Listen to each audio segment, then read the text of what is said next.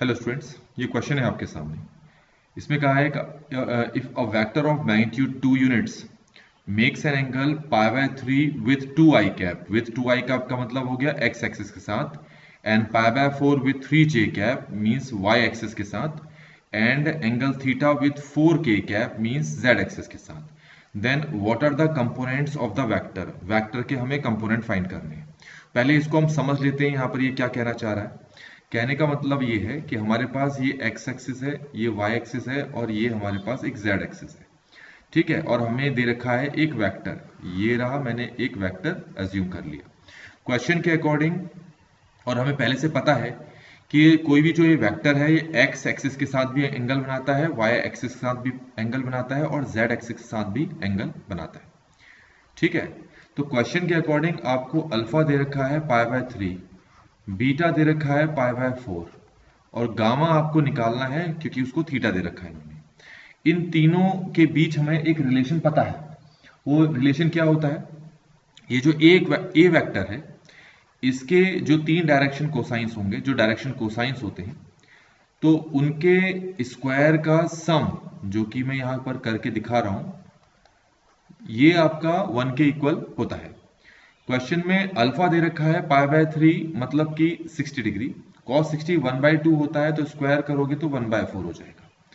Beta आपको दे रखा है पाई बाय 4, तो कॉस पाई बाय 4 होता है 1/√2, जिसका स्क्वायर होता है 1/2। और थीटा हमें दे नहीं रखा है, इसको उसके ऐसे ही रख दिया हमने। अब इसको हम सॉल्व करेंगे तो 1 माइनस ये 3/4 आ जाएगा, क्योंकि इसको सॉल्व करने से 3/4 मिलेगा।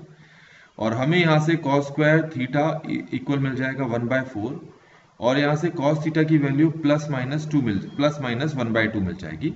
पर हम नेगेटिव वैल्यूज को कंसिडर नहीं करेंगे, हम सिर्फ यहाँ पर पॉजिटिव वैल्यू कंसिडर करेंगे, क्योंकि ये जो एंगल अल्फा बीटा गामा है, क्योंकि अल्फा बीटा गामा आपके एक्यूट एंगल्स हैं, तो इसीलिए कॉस थीटा हमारा पास क्या होगा, पॉजिटिव होगा। तो इस तरीके से देखो, हमने तीनों के तीनों एंगल्स यहाँ पर निकाल लिए।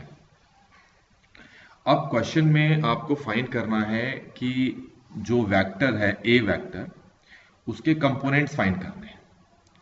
तो ए वेक्टर का कंपोनेंट अलोंग एक्स एक्सिस होगा mod A multiply cos alpha. Y axis के अलोंग होगा ए वेक्टर कॉस बीटा, और जेड एक्सिस के अलोंग होगा ए वेक्टर कॉस गामा। और अल्फा हमें यहां पर दे रखा है पाई बाय 3, और ये दे रखा है हमारे 2।